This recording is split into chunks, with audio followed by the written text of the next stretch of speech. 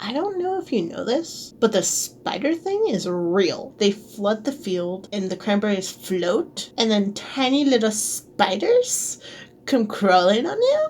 Lovely. Now, I respect spiders to a point. Now, once they invade my personal space, it's you versus me, little spider. Like, who you think is gonna win here, buddy? Like, I know you're just trying to escape from the water, but like, no.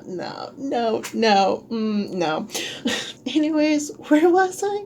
Oh yeah, cranberries. So, back in my day, when I was young, my parents said that cranberries would help that lovely time of the month. And to my surprise, it does, and more. So, hold that thought, and let me tell you that cranberries contain a compound. I know, I'm surprised it's not an enzyme this time, but it's a compound. Whoa! Anyways, so cranberries contain a compound that helps protect bacteria from sticking to your bladder's wall, which is why cranberries do often link to protecting you from UTIs. Cranberry juice is rich in antioxidants, specifically polyphenols. This helps your cells from damage and could support heart health. Speaking on heart health, cranberry juice helps with blood vessels function, over time reducing blood pressure. And cranberries also help with balancing your gut bacteria. Kind of makes sense going back on the whole bladder situation. Oh, and if there wasn't any more vitamin C that I needed in my diet, cranberries also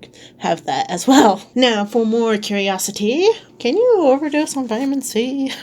Surprisingly, yes. Oh no. With supplements, it could cause problems. So most people only need about 65 to 90 grams, but the safe limit is around 2,000 milligrams. The reason behind this is that because vitamin C is water soluble, meaning that your body just gets rid of it through using the restroom. So the emergency packets do need to be careful with. Why I'm saying this is because too much vitamin C could cause a upset stomach, diarrhea, nausea, stomach cramps, headaches, and could lead to kidney stones. So, could be the problem. But seeing how cranberry juice and pineapple both have vitamin C, I don't need to take supplements. I think I'm okay. Now for the age-old question. Does cranberry juice actually help with menstrual cycles? So the science behind cranberry juice is that there are anti-inflammatory compounds, which can slightly reduce pain. Just slightly though, sadly. Combined with the good H2O, helping you stay hydrated, this relaxes your muscles. So something that naturally occurs in our body is oxidative stress, which damages our cells. Nothing to worry about, it is natural. Now with the antibiotics, and neutralizes those molecules, so there's little to no more damage. Not saying that correctly because I can English good, boys. Right, Max?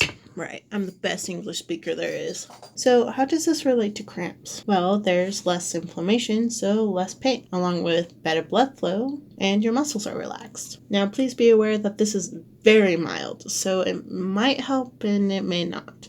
At least for me, it does. Just like with everything, it's just one piece of the puzzle. So, cranberry juice does not target the main cause of cramps, such as hormones or electrolytes are extremely important. I would believe that most people know this. So, a little story time. So, when I first started with my weight loss, I first cut out soda. Now, for me, it makes me very bloated and gives me a stomachache, mainly due to the carbonation, so technically I did cut out all carbonated drinks. It wasn't just soda. That was mainly due to underlying health issues in which I wasn't aware that I had, but since I got the surgery, I've been able to add them back in. But it's still not something in which I tend to grab. So going from soda to juice, you first have to cut out that caffeine addiction. Then in time, you can water down the juice, which of course cuts out the sugars. When it comes to the good, better, and best mentality, there will always be something that is better. So just weigh out the pros and cons and find what works for you. Now, with soda, it is difficult to cut out because it's not just one addiction. It's two, sugar and caffeine. Start supplementing soda with a cup of juice. Then once you tend to start gravitating to juice over the soda, after a month or two, I guess, start watering down the juice. First, do 1/4 of water and juice, then 50-50. The goal is to slowly wean yourself off of soda. and sugars until you prioritize water. It's what I did.